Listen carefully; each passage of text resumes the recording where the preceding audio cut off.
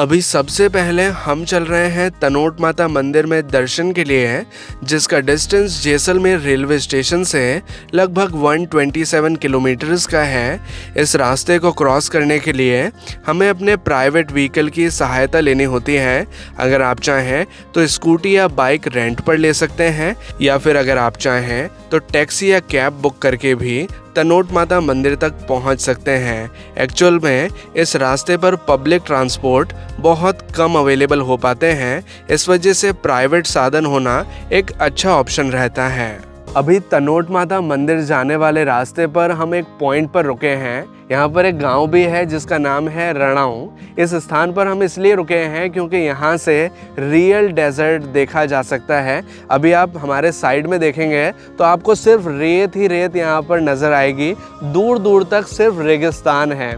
इस साइड में देखेंगे तो भी रेगिस्तान है, और इस रोड के उस साइड भी आप देखेंगे तो आपको रेगिस्तान ही रेगिस्तान नज़र आएगा। अगर आप चाहें तो रास्ते में इस पॉइंट पर रुक सकते हैं, कुछ अच्छे पिक्चर्स क्लिक कर सकते हैं, और अगर चाहें तो रेगिस्तान में बैठकर थोड़ा टाइम भी स्पेंड कर सकते हैं।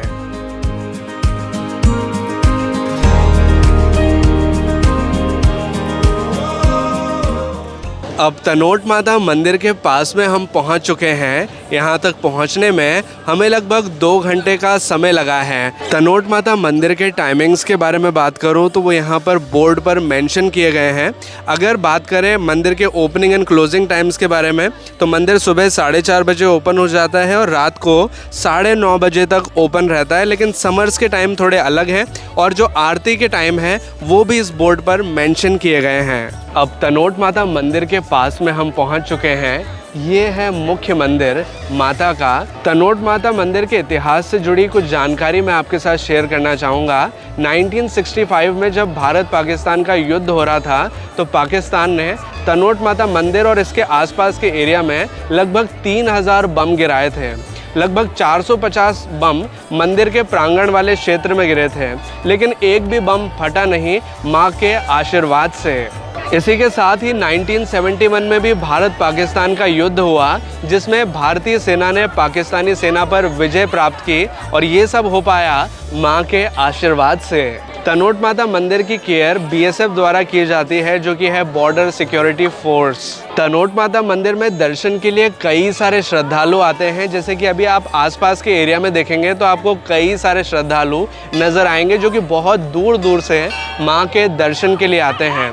कई बार यहाँ पर जब हॉलीडे टाइम होता है तो काफ़ी लंबी लाइन भी लगती है, जिससे कि दर्शन करने में थोड़ा समय भी लग जाता है। अब मंदिर के हम अंदर आ चुके हैं और यहाँ से आप तनोट माता के साक्षात दर्शन कर सकते हैं।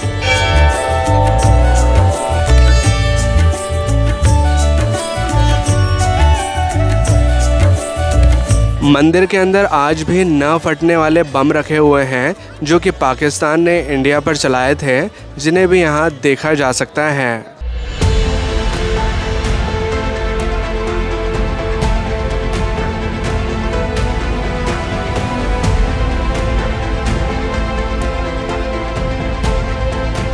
मंदिर में कई सारे श्रद्धालु रुमाल बांधकर जाते हैं। ऐसा माना जाता है कि रुमाल बांधने से उनकी मनोकामनाएं यहाँ पूर्ण होती हैं, और जब उनकी मनोकामनाएं पूर्ण हो जाती हैं तो वो यहाँ से रुमाल को खोलकर ले जाते हैं।